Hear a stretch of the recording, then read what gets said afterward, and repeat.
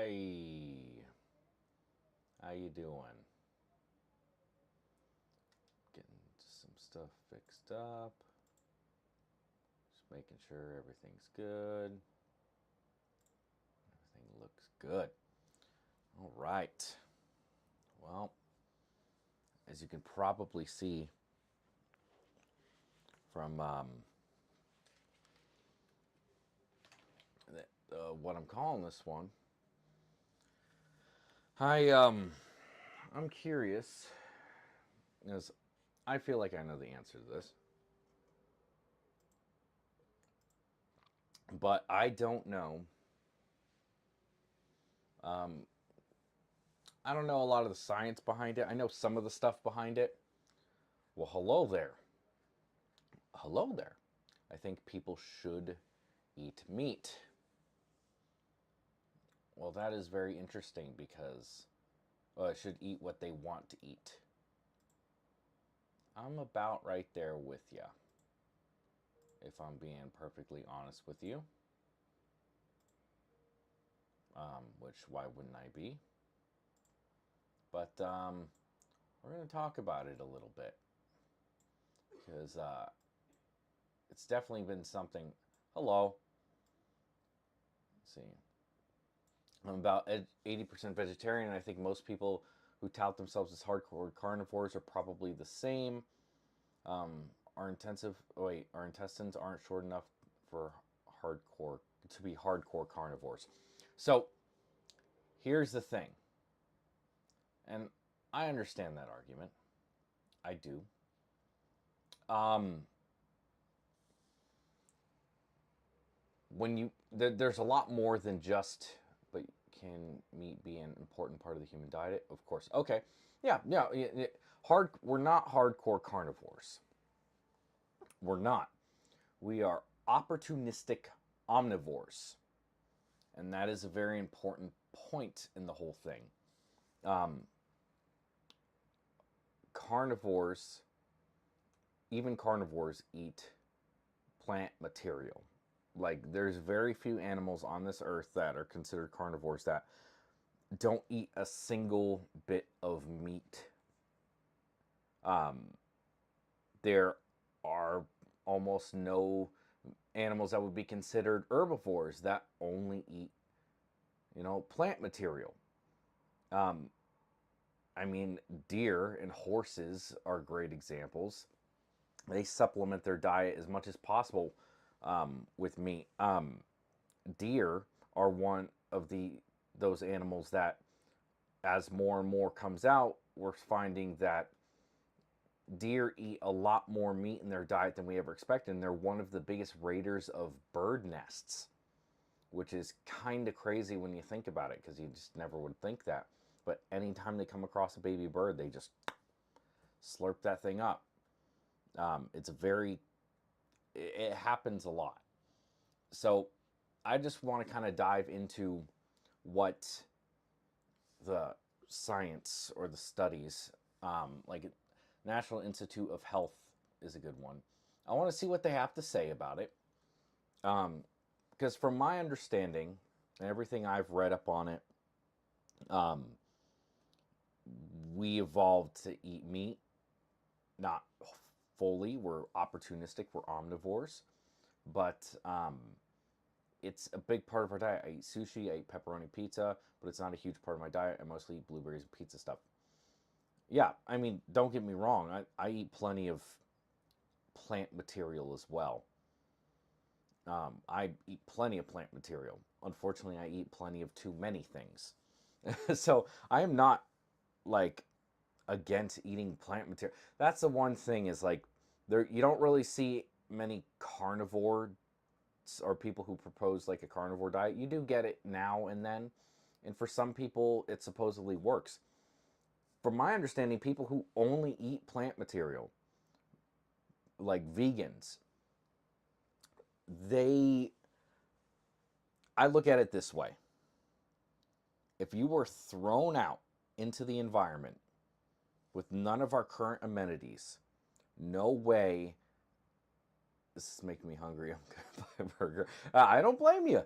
If you were thrown out into the forest I'm just gonna just hear me out on this. If you were thrown out into the forest and you never saw, like, you never saw a grocery store again, and you only ate meat, well, no, you would eat whatever you could. If you were a vegan, you would not be able to live a healthy life very long by solely eating plant material. You have to supplement it with other things. You cannot get everything you need in a small area out of only plant material. Unless you were fortunate enough to live around beans or something, like I like very specific circumstances that you could get that protein. If you couldn't supplement your diet with all of the great parts of our modern society to go to a grocery store and basically get whatever you need, unless you eat lots of blue-green algae, yeah, well, then you're not going to live that long of a life. And then you're not going to eat that long of a life, depending on what kind of blue-green algae it is. Then you'll run into the issue of you'll have a lot of neurological issues pretty quickly. But yeah, you just beans won't do it. They have too many phytochemicals that inhibit absorption. Gotcha. We have adapted to be able to eat all sorts of stuff. We are omnivores and rely heavily on plants. People that only eat meat need to take vitamin supplements to avoid a ton of health issues. Plants are definitely more important to our diets than meat. We cannot survive without plants. Oh, I'm not advocating for that at all. Fried chicken and tacos. I'm having tacos tonight. Beef tacos. But no, I definitely agree. I think it's important for us to look at the fact that, like, people want it, they put a moral thing on it.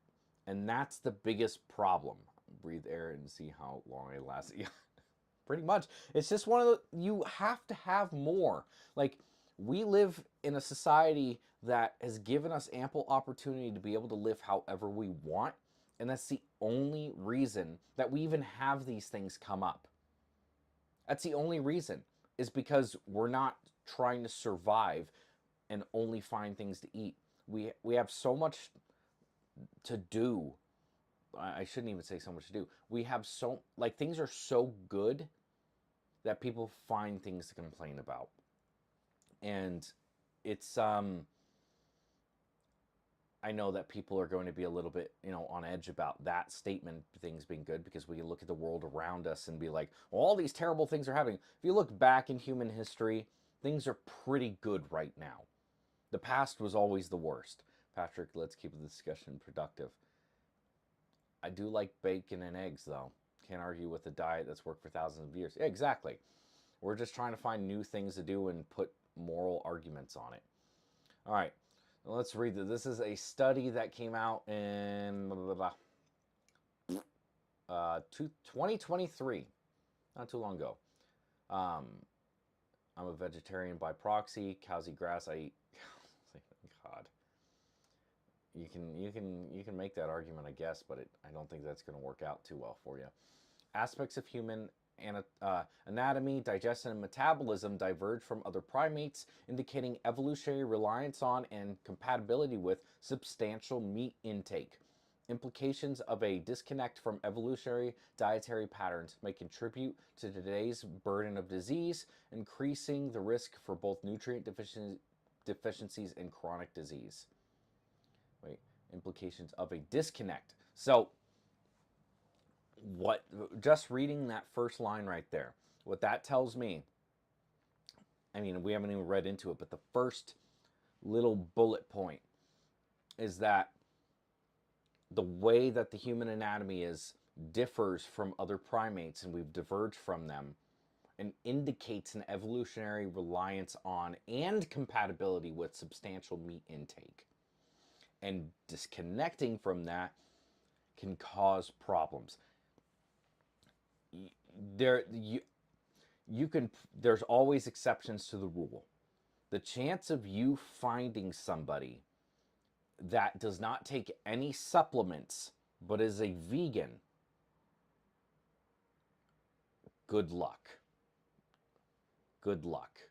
Meat supplies high quality protein and various nutrients, some of which are not always easily obtained with meat free diets and are often already suboptimal or deficient in global populations.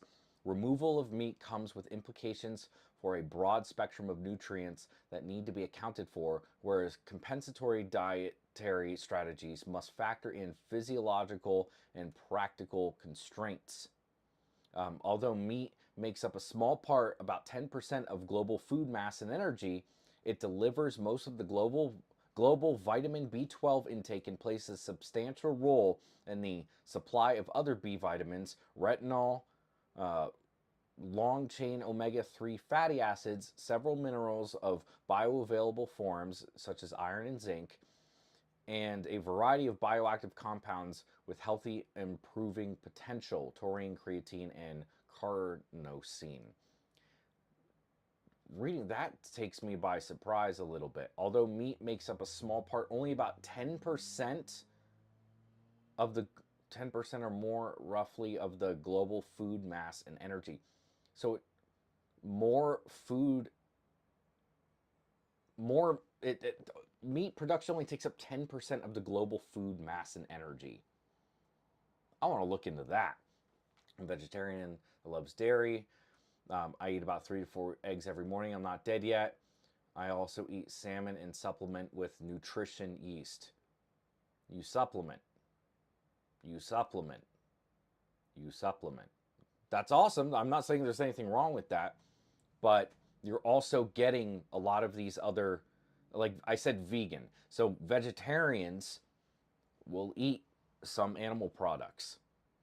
You get a lot of those other nutritional things that you need from those other things.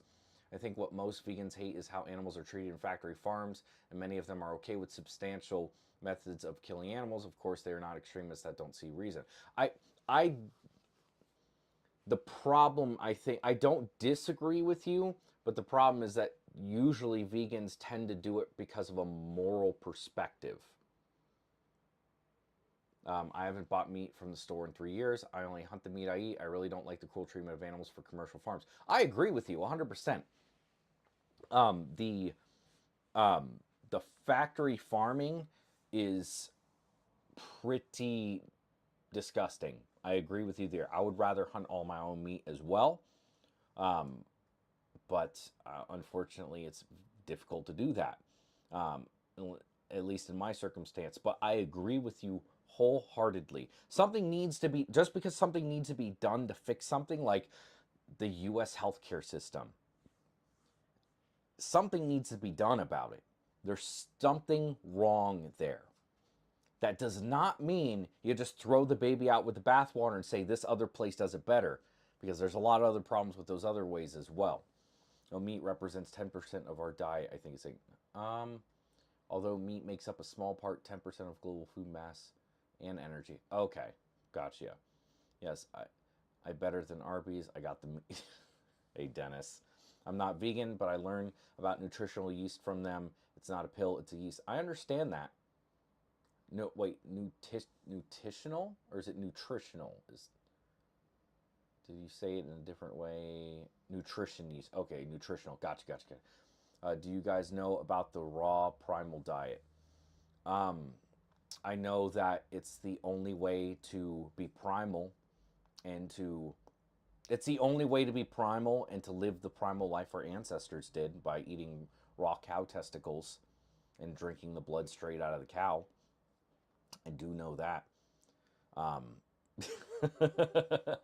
anyway, let's just get the audio out. One eat. Let's just get audio out. What? Anyone else just getting audio out? One eat. Is my audio not coming through? Hello, hello. I love this. Oops. I love this anti-veganism stream. Before I go any farther with that, I am not anti-vegan. If you want to be a vegan, be a vegan. What I am anti is the morality police. And that goes with anybody. It's not just veganism. If you claim to be a moral person and that you have a moral high ground because you're vegan, there's something wrong with you. I think it's in mono. I don't have mono. All right. Audio very low. Is this better? Maybe if I hold it like this, is this better for you?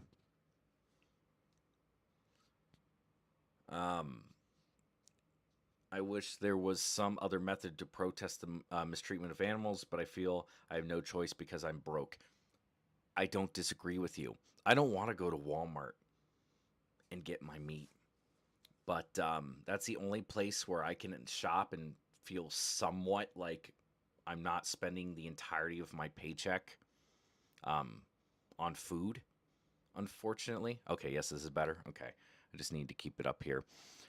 I did not know you streamed. I just watched your shorts. I just started streaming a lot more very recently. Meat is good. Meat is God. All right.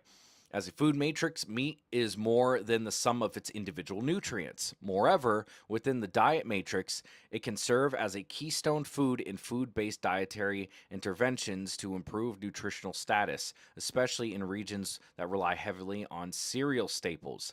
Efforts to lower global meat intake for environmental or other reasons beyond a critical threshold may hinder progress towards reducing undernutrition and the effect this has on both physical and cognitive outcomes, and thereby stifle economic development. This is particularly a concern for populations with increased needs and in regions where current meat intake levels are low, which is not only pertinent for the global south, but also of relevance in high-income countries. Holy shit. So it's saying that meat is so important to a society that without it, struggling countries are screwed, basically. I'm getting audio only in the right ear. Well, that might be an issue for you. Unfortunately, I paid $1.30 for a single tomato yesterday. I hope it was a good tomato. Also, grow your own food. Yes, absolutely. I would like to, and I definitely need to. And I think I'm going to stay in this place a little bit longer. So, Saget, I'm going to take your advice and put a food plot down. Although animals kill each other for food, in nature, man doesn't have to go survive. Currently, you're right. We don't. Veganism is okay. Just do you, man. Yeah, I agree. There's nothing wrong with being vegan. What's wrong is pretending like it's a moral thing and that you living in your high tower, looking down on the rest of the world for just trying to survive is just wrong. Did you know pigs eat people? Oh, yeah, they can. I mean, I'm not surprised. I just love meat too much to quit and go full organic or vegan. True. Grew up on a pig farm. I was scared to death of them. No wonder. Yeah, pigs will eat whatever you put in front of them. Audio is only in the right ear for me too. Really? That's weird. Veganism is absolutely not okay. Well, why do you say that? Now that you mention it, I only have right audio. Are you freaking kidding me? Let me do something real quick.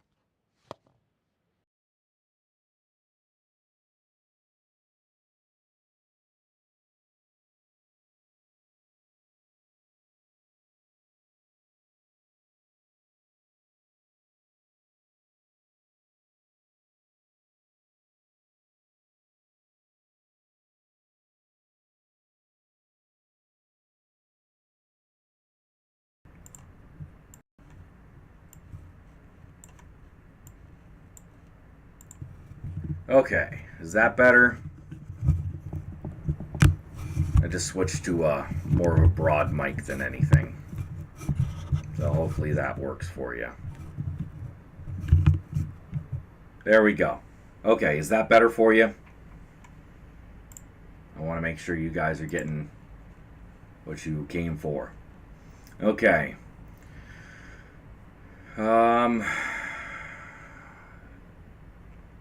Am I in Florida? Do you have the Northern Lights where you are right now? No, they're not coming down that far. It's not better?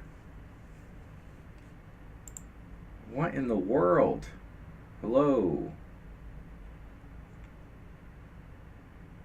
That's weird. Don't know why that's happening. Shouldn't, but I'll have to mess with that at another point. It's on, but right no worries. Alright, well, anyway. Let me get back on track here. Alright. I went to Five Below and got like this. Alright, I went to Five Below and got like a USB thing and thinking it would work for everything because I don't have enough USBs for all this, and it didn't work. So I was like, alright, screw it, whatever. Alright, so historically and from an evolutionary perspective, meat has been cherished by human communities as a nutritious and highly symbolic food. Again, a 3 million year background of biosocial needs. Whenever intake was low, this was mostly due to limited access and availability or because of ideology and religious reasons. Today, however, arguments for a widespread reduction of meat consumption have emerged from various actors, mostly in high-income countries, leaving aside the degree of negative impact that meat may have on a variety of factors that relate to humans and planetary health. I'm sorry.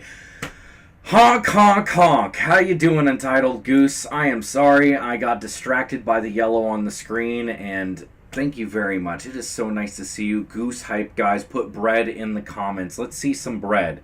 Can I type in some bread right here real quick? I'm just going to type in bread. Yes, bread. Oh, I'm signing my other account on this for some reason. That's weird. Whatever. Bread, bread, bread. Bro, honk, honk, honk. Oh, man. Man, well, I'm sorry, Entitled Goose. I don't want to eat you, but it looks like we might have to. We're talking about eating meat right now. All right. The purpose of the present article is to summarize the positive nutritional aspects of meat consumption. The outlining, understanding, and weighing of such parameters will be required to enable a proper cost-benefit analysis of any food system transformation, and particularly those that wish to strongly reduce or even eliminate meat intake. I think we have to consider how much meat from the factory farms gets thrown away. There is that too, but you also get that with any other type of farming as well. That broad mic gives up background noise. Well, let me see if I can front to front like this. Maybe that will help. Bread in the chat, everybody. Bread in the chat. 4 key questions were identified by the authors of this article as paramount for this discussion and will be addressed below.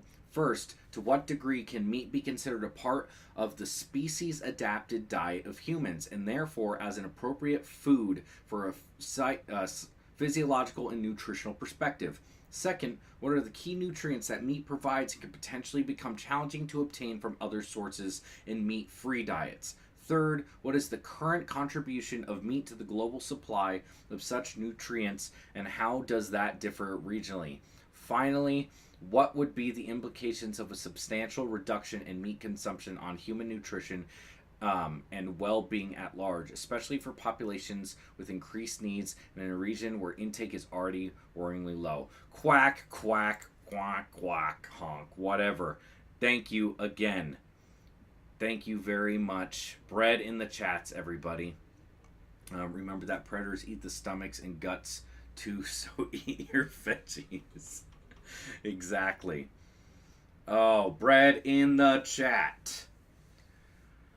Oh, so meat and its role in evolutionary diets. Humans and their hominin ancestors have been consuming meat for about 3 million years. Bust out the lentils. They also eat the rectum. That doesn't mean it's good for people. True. Although, isn't that what giblets are? Isn't that what giblets are? I think that's what giblets are. Bread in the chat, everybody.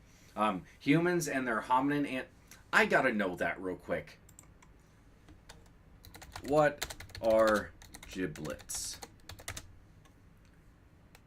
Oh, no, that's not. What was it that was the. What was it that was the pig butt? I don't remember. Haggis? No. No, that's like the stomach, isn't it? Of a sheep or something? Alright. Humans and our hominid ancestors have been consuming meat for about 3 million years. Dietary divergence of the hominid line from other apes on the African continent was induced by gradual climate change, which resulted in the expansion of drier grasslands and semi forested regions. Digestible plant foods became less readily available than in wetland forests, but grazing animals were abundant. This led to a dietary shift towards fat and protein, accompanied by physiological and metabolic adaptations that culminated in modern humans. Calamari substitute. Calamari is fantastic. I love calamari. Evolutionary diets, essential N3 fatty acids, high quality protein, micronutrients, B12, iron, zinc, etc., and other bioactive components such as taurine, creatine, carnitine, and carnosine. Um, then why is he eating so popular nowadays? Honk honk, because it's that's a good question. That's not a question for me to answer. Create challenges to adequately. Decreasing global meat intake beyond a critical threshold may create challenges to adequately compensate for the lost nutritional value using other foods, hinder progress towards the reduction of undernutrition, particularly so in populations with increased needs, negatively affect physical and cognitive outcomes, especially in older adults and in early life, and thereby stifle economic development. Not only affect low and middle income, but also be of considerable relevance for high income countries. Oh man. So, ancestral food intake habits have been determined based on a variety of methods, including anthropometry, so cranial dental changes, suggesting less emphasis on grinding and more of a biting and tearing of flesh, and the analysis of the fossil record through a combination of scanning electron microscopy of teeth to reveal microwear patterns, stable isotope analysis in bone and teeth enamel to unravel the trophic level, and exploration of butchery practices, suggesting consumption of ungulate animals. Additional information was obtained using mathematical modeling and the study of modern hunter-gatherers as surrogate models of ancestral dietary practices. Honk, honk, honk. What the heck, Untitled Goose? Man, I might as well be on your paycheck. Thank you so much. Um, Geez.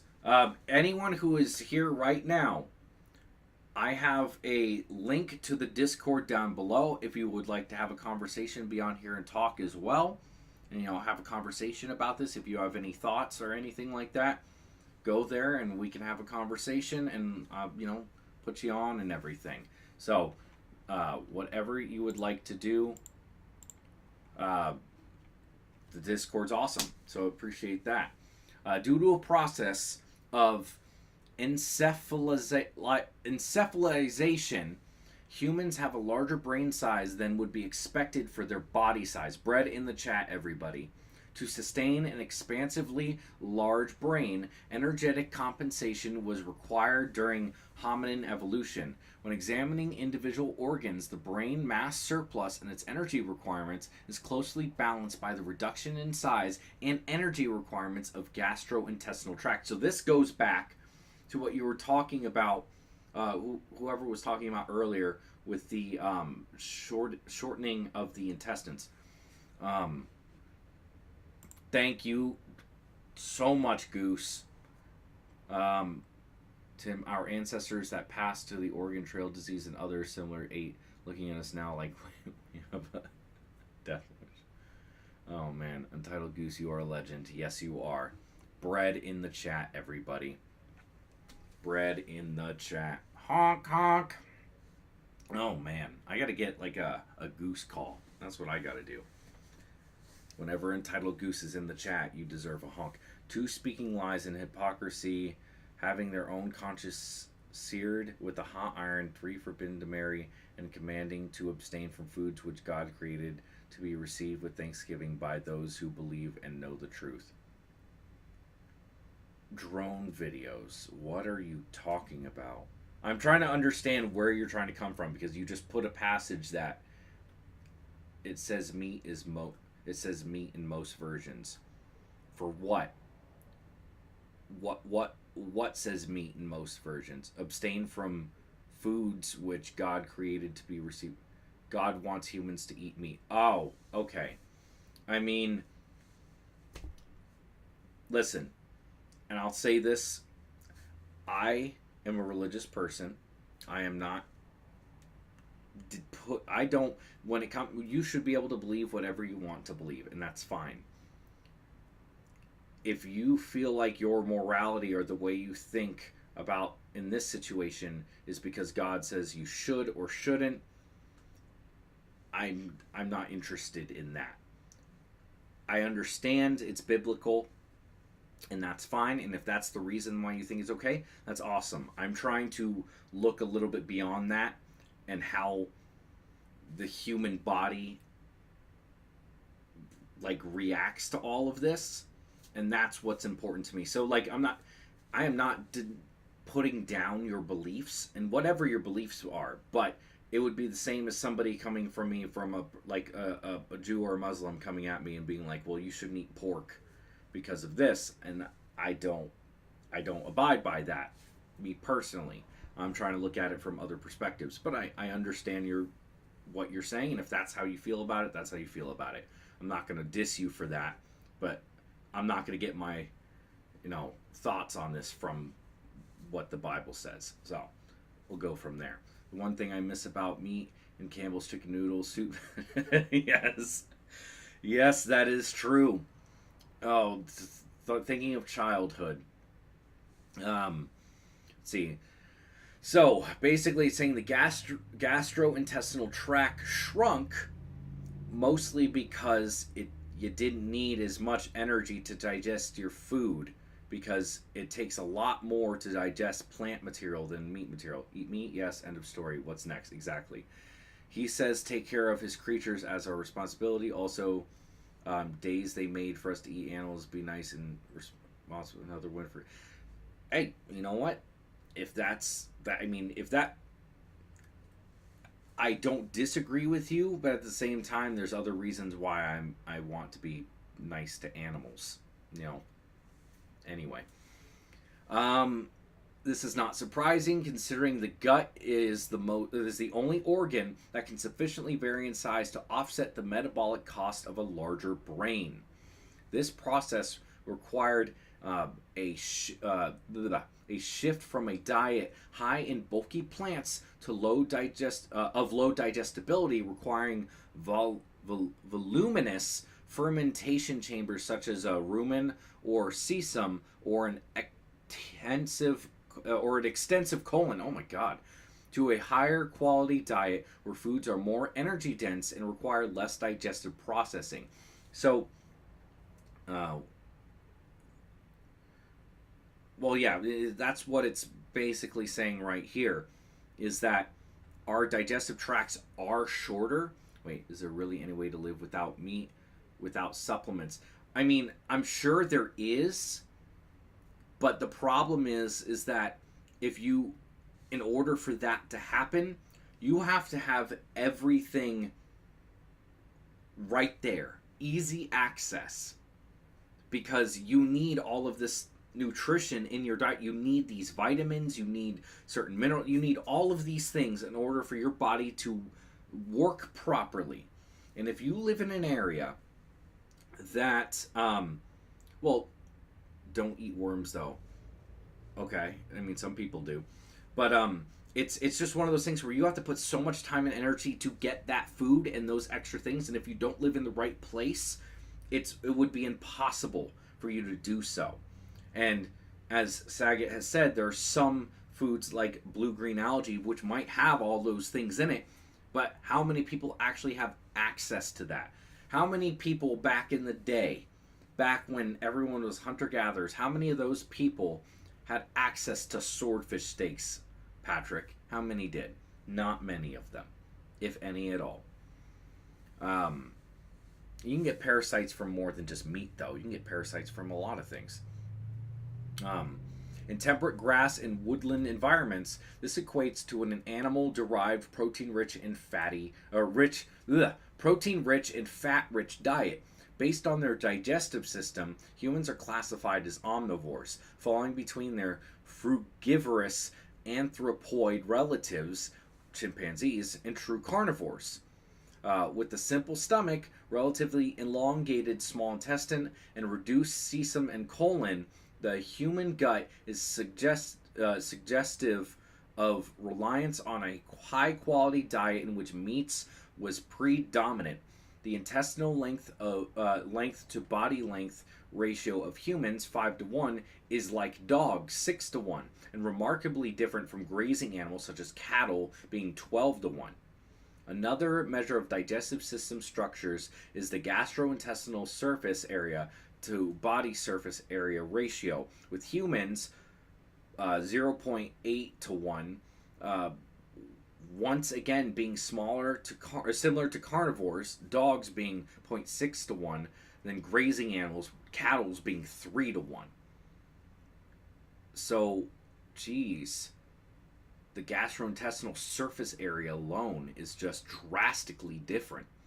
Even compared with their closest evolutionary relatives, the chimpanzees and gorillas, humans have a distinct digestive tract that shows differences favoring reliance on higher quality foods. The great apes, for instance, have the greatest volume of gastrointestinal tract devoted to the colon, a little less than 50%, for the fermentation of low-grade plant materials, compared with humans at about a little more than 20%. Humans, on the other hand, have a relatively large small intestine, similar to carnivores, roughly 70%, compared to the great apes at 15 to 25%.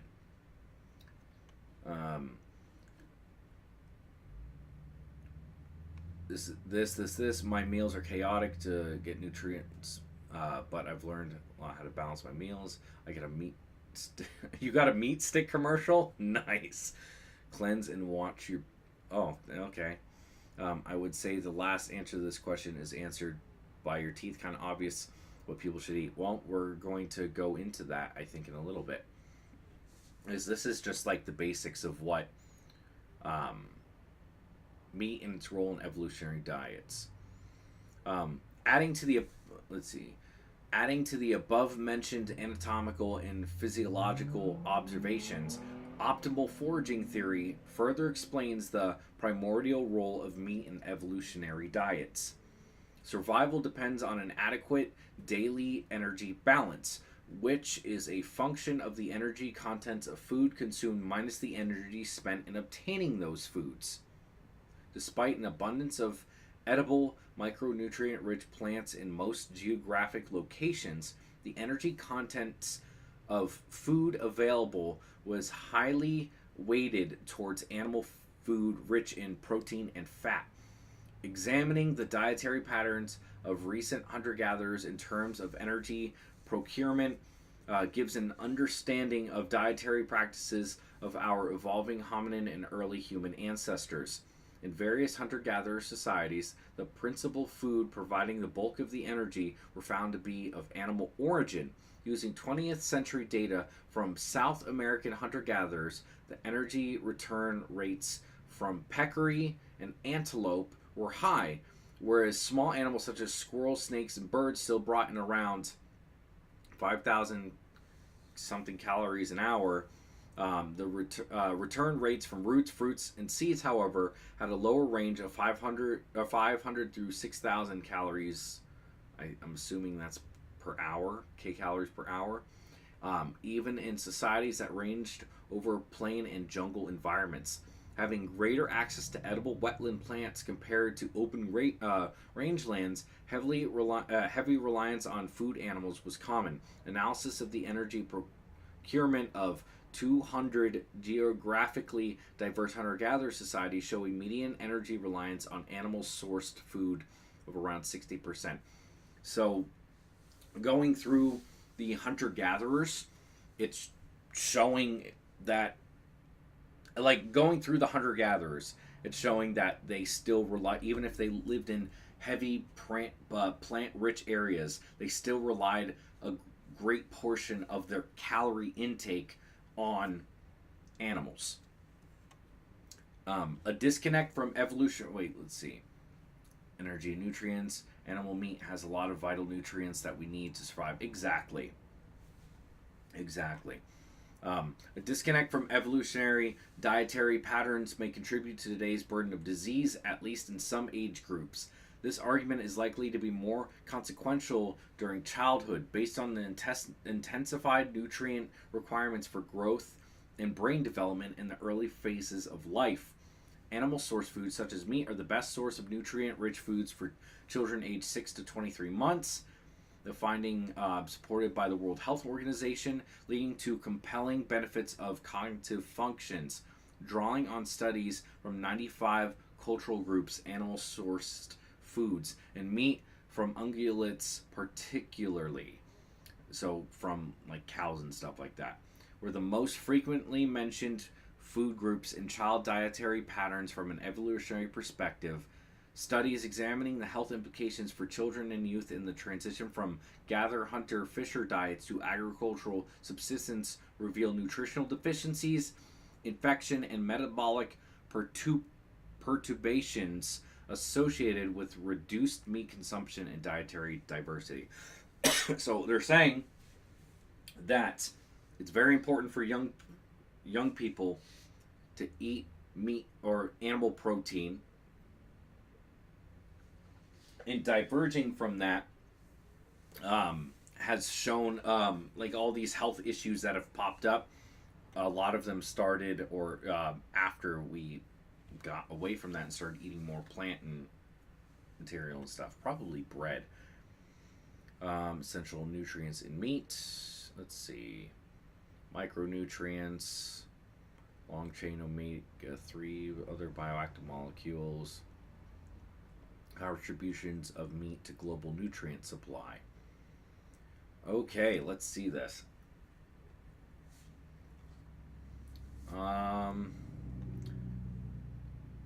So this is for the global food supply.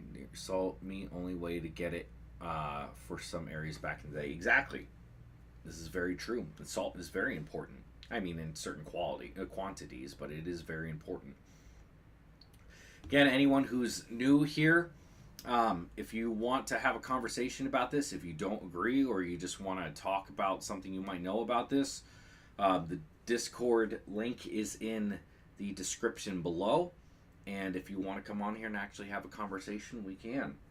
Actually talk to me. So if you are not part of the Discord, regardless, you should pop in because we try to have a good time there. But and if you haven't, like, comment, and subscribe, and maybe share this, get some other people's in here, maybe somebody that you know who knows a lot about this or disagrees that humans should eat meat. Well, let's hear those. Let's hear it. Maybe vegan gains will come in here. Using global food production, loss, and use data, it has been possible to understand how global nutrient supplies from food matches up to global population requirements.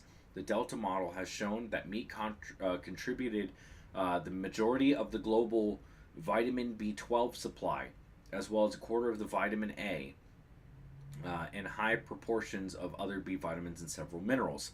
This data should be seen in combination with the sufficiency of the global supply. The model has estimated that the supply of iron, zinc, vitamin A, and vitamin B12 exceeds global requirements by 10%, uncorrected for bioavailability, making meat's contribution all the more critical. This contribution should be weighed against the fact that meat makes up a small part of both global food mass and energy, providing further evidence for its nutrient density. Okay, let's see. You feel way better if you cleanse and eat the right antifungal microbial stuff regularly. Start with dark green smoothies, pineapples, blah, blah, blah, blah. Maybe. Yeah, I don't know. Shogun on Hulu did a very decent job showing one way to preserve and prepare meat. Not you. Yes, go check out the Discord. Okay, I want to look into vitamin B12 real quick because this is one that pops up and I've heard about. Okay, I want to see what does vitamin. So, from my understanding and from reading what this says, vitamin B12 is very important for us to sustain ourselves. What does it do and where does it come from? That's what I want to find out right now. Adequate intake of vitamin B12 is essential for normal blood function and neurological function. The vitamin is critical for nerve cell myelin synthesis and, with folate, for DNA synthesis. It is converted into a range of coenzyme forms in the human body, which play essential roles in numerous critical metabolic pathways. A range of neural and mental health related issues have been linked to vitamin B12 deficiency, such as fatigue, depression, poor memory, and mania, potentially leading to permanent damage in infants and toddlers. Almost all dietary intake of vitamin B12 is in the form of animal source foods, meat being the most important source. Okay. I'm glad we are evolutionarily adapted to be able to eat meat, fruit, and vegetables. Yes, that's one of the things when it comes to animals. The more diversity, the diversity you have in your diet, the more you're able to adapt to a situation, the better off you are, unless you live in like a very particular area. That's why like you get a lot of animals that only live in this like this one little patch, or like because they are so adapted to that one particular spot where they live that they can't go anywhere else. Or maybe there's like some a mountain or something in the way. But there's a reason why some animals never extend their range, because they are only adapted to live in that one little tiny area. And the more adaptations you have, the more free you are with your movement, the better. As humans, we haven't evolutionarily been able to adapt to these products yet, as there are only recent additions to the human diet. Well, we say that. We're not. Over time, yes. Like, okay, if you look back at less than 50,000 years, omega-3s are very difficult for vegans and vegetarians to incorporate into their daily diet. Yeah, that's another one. Well, if you look at like processed food as an example, absolutely, processed foods are not great. They're not. One of the issues that you get is that you get a lot of things that are basically empty calories. You get a bunch of calories, but you're not getting anything else out of it. And so your organs aren't getting the little vitamins and things to work properly. You're stacking up a bunch of fat, and it's bleh. It's not good. So, like, it's not that we can necessarily evolve into eating processed foods. I mean, I guess you possibly could over time, but there's just a lot of stuff in it that our body can't really do much with. Let's see, vitamin B12. Let's see, where to get vitamin B12. Let's see. This is from the National Health Institute as well.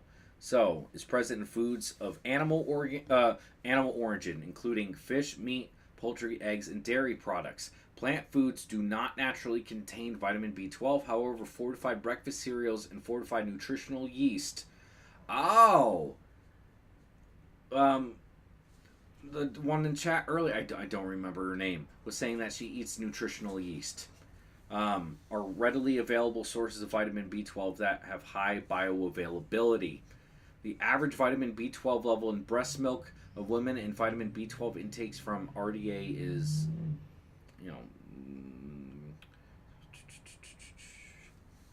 Okay, so here's some foods that have vitamin B12. Beef liver, cooked pan fried, 3 ounces.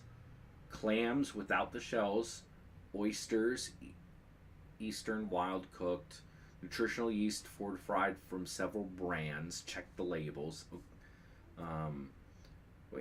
Omega-6s are much higher in plants, though. The ratio is what's important rather than the bulk amounts of each fatty acid. So if you eat only plants, you have too high of a ratio of 6s to 3s.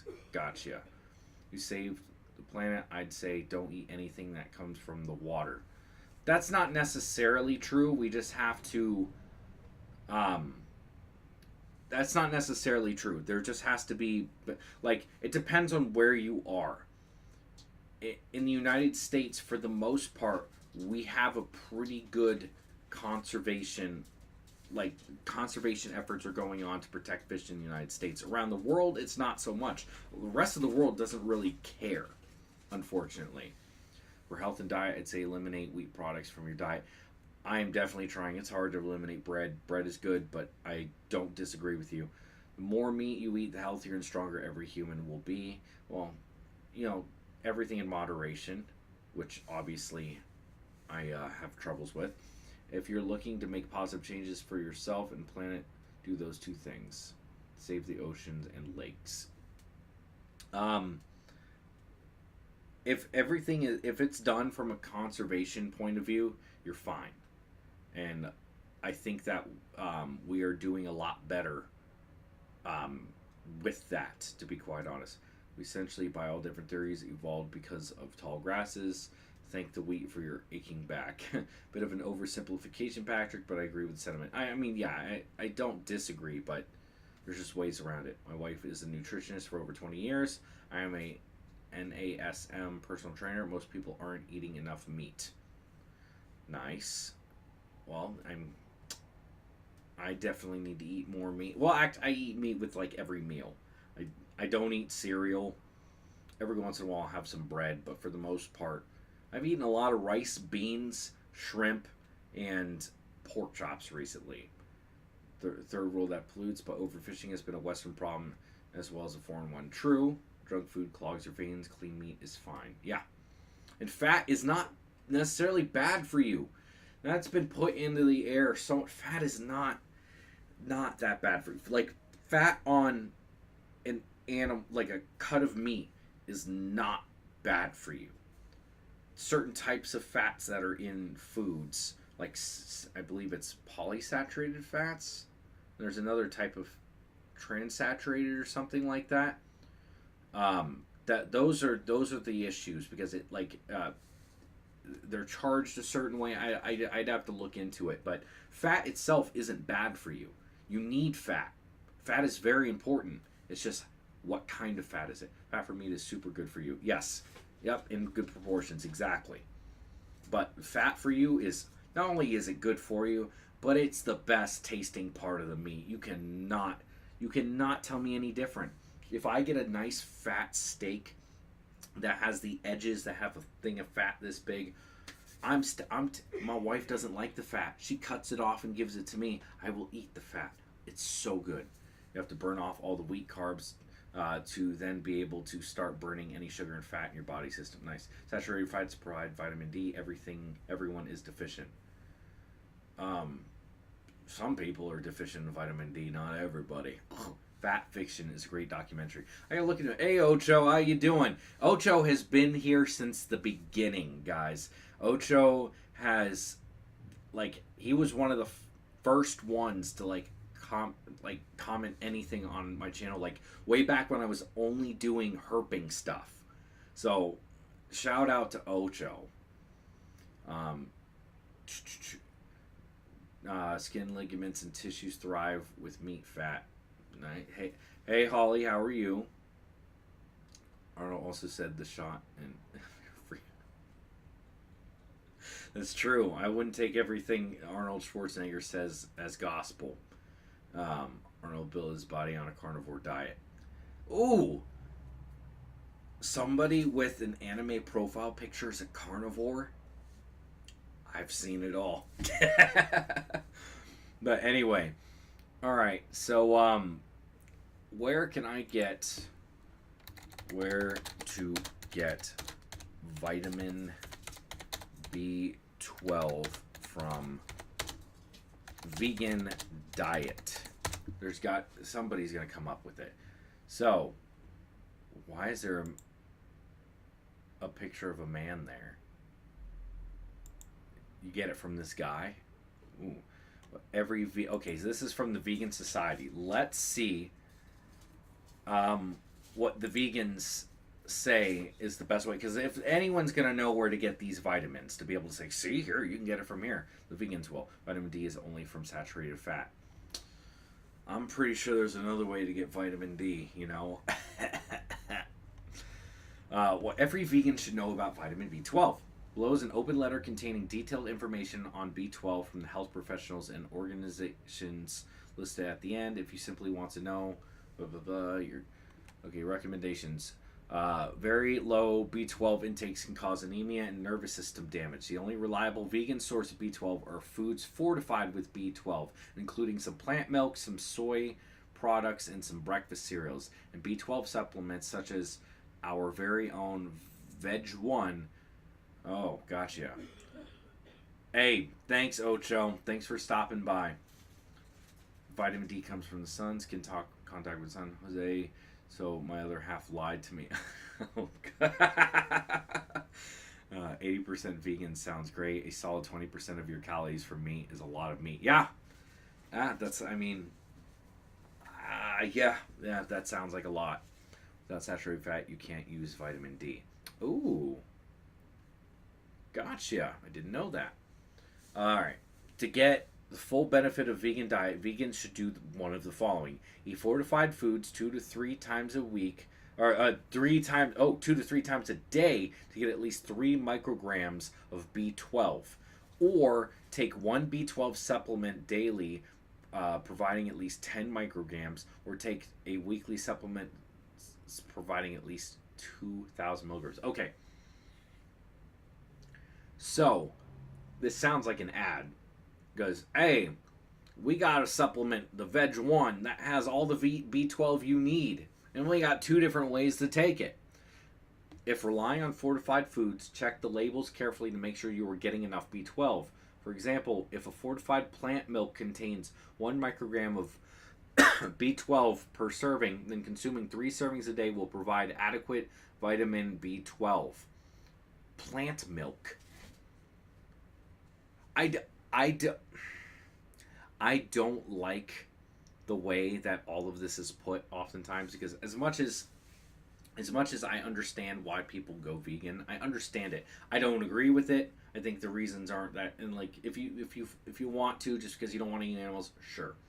But like, it's usually a moral thing. But anyway, from everything that I'm seeing, the only way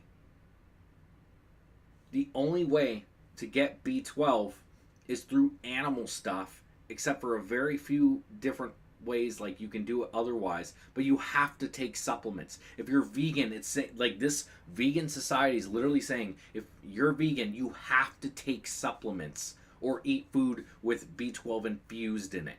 It's the only way. I don't know about you, but that doesn't sound like you can do that very naturally. I lifted cars as a teen. Eat more meat. 6'2", 260. Nice. 6'1", 245. But I'm not built. Not me, other here hawking down a block of cheese. I've been there. I'll say B12. Oh, they only say B12. Gotcha. Milk is gross, but cheese, come on. Milk is not gross. Morally, you can eat meat, but you can't kill people or other animals for their meat. For example, you can eat an animal, people are animals, if you have died by accident. What? No. No, Jasmine. No. You can eat meat. Hence not FDA regulated. Well, it's a supplement, true. B12, let's see what they say in vegan lessons from history. Let's hear this. B12 is an exceptional vitamin. It is required in smaller amounts than any other known vitamin. 10 micrograms of B12 spread over a day appears to supply as much as the body can use.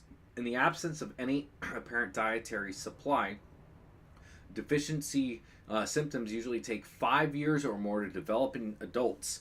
though some people experience problems within a year. A very small number of individuals with no obvious reliable source appear to avoid clinical deficiency symptoms for 20 years or more. B12 is the only vitamin that is not recognized as being reliably supplied from a varied whole food plant based diet with plenty of fruits and vegetables. Together with exposure to the sun, many herbivorous mammals, including cattle and sheep, absorb B12 produced by bacteria in their own digestive systems. B12 is found to some extent in soil and plants. These observations have led some vegans to suggest that B12 was an issue requiring no special attention or even a elaborate hoax.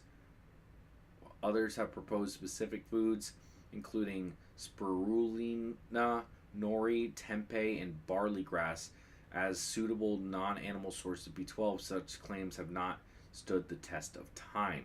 Over 60 years of vegan experimentation over B12 fortified foods and B12 supplements have proven themselves as reliable sources of B12. Okay, so as a conspiracy, as a hoax, huh? Jasmine, curious what ethical theory or authority you use for that view. And this view would have to be very nuanced in order to not be full of logical contradictions. Exactly. Ethical system to eat meat. Yeah, they're steak and fruit, veggies, and watch how amazing you feel about it. Original. Thank you. I appreciate it, Jose. Thank you very much. So from reading this, also I want to go back real quick because I kind of skipped over it. Plant milk.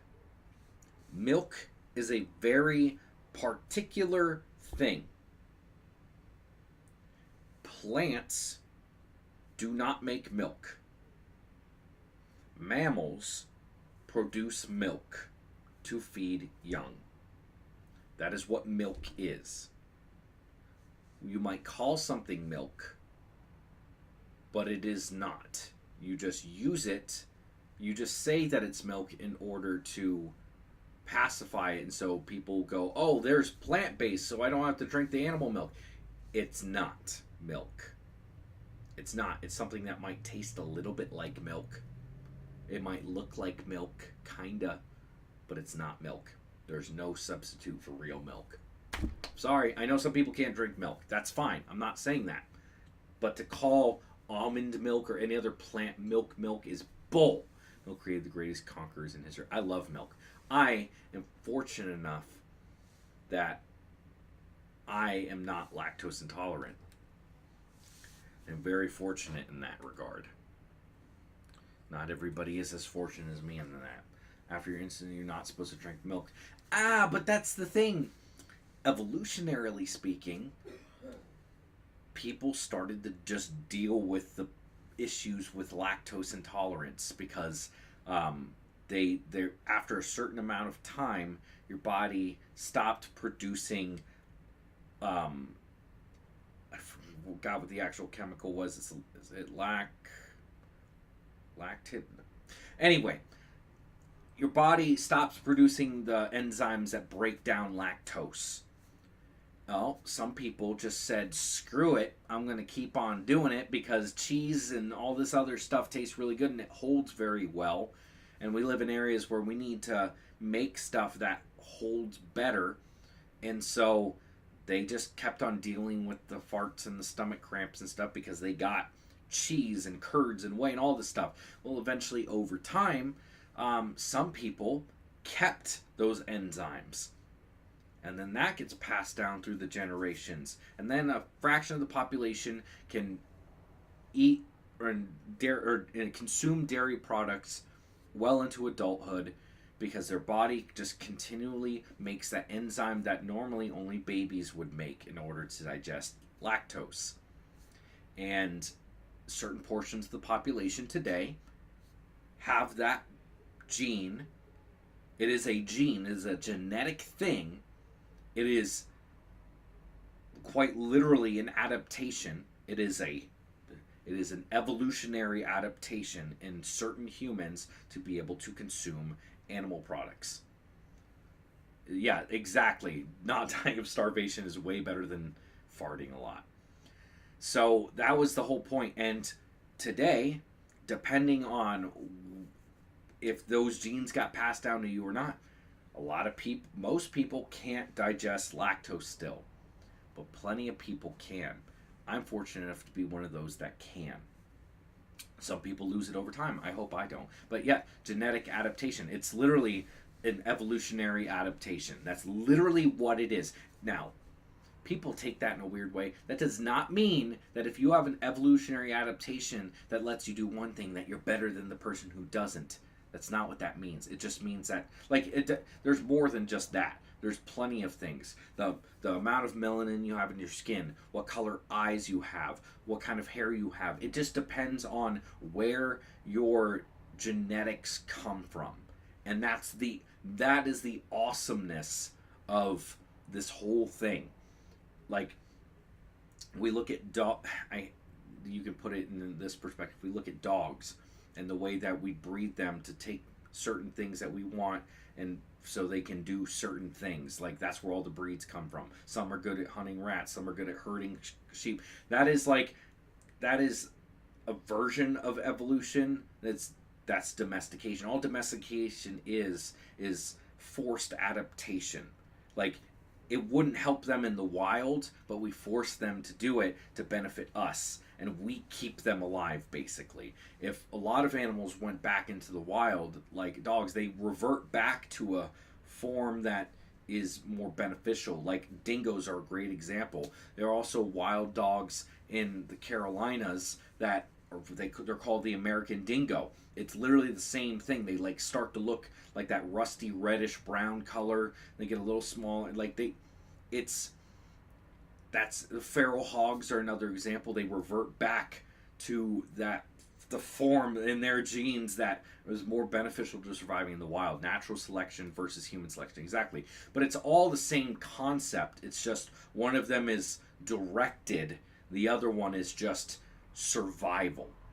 And so there's nothing wrong with any of them. There's nothing wrong with anybody being different in any sort of way. It's a great thing. It's how we've been able to survive on this earth.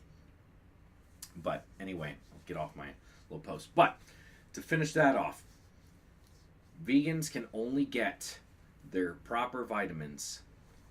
The one thing, the vitamin B12, which some of them pretend is a hoax, I guess, in order to, or from supplements. It's the only true way to do it. So I would take that as it's not a good way to live your life if you were a hunter-gatherer, because you wouldn't last that long. So, yep, that's all I have to say about that. Hunting and herding, yes. So yeah, I would say, based off of what I've read so far, based off of just the vitamin B12 part, let's see, the conclusion of this: meat is a nutrient-dense food, well suited for meeting human nutritional requirements, with a demonstrated role in human evolution. It continues to have a key role in human health and development today. Removal of large reductions of meat from the diet, as well as prevention of increases where consumption is low, either of an individual or of a population, carries a risk which must be appreciated when considering its value in future food systems. Moreover, a radical suppression of livestock-based systems may not only come from the nutritional complications outlined in this article, but may also lead to unintended environmental consequences.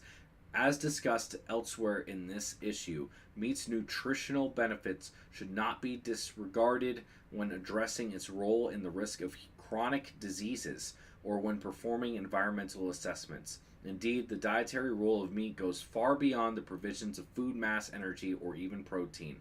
The number of essential nutrients and beneficial bioactive compounds, all of which are held together in a complex food matrix. Patrick, my Shih Tzu agrees. I can't hold down a pillow as long as he can. Still can't believe he's so very close genetically to the wolves. Oh, yeah. Yeah. Well, very, very awesome. I mean, not that I didn't feel, I was going to eat meat regardless. And I'm about to go eat some meat right now because it's my dinner time. I'm going to go eat. I'll probably be back on in a little bit to play some games if you guys want to join in for that. Again, like, subscribe, all that good stuff. Go to the Discord. Go to the description down below. Check out the Discord if you want to have these kind of conversations all the time. And thank you guys very much for watching. You guys have been awesome. And I'll see you on the next one. Peace.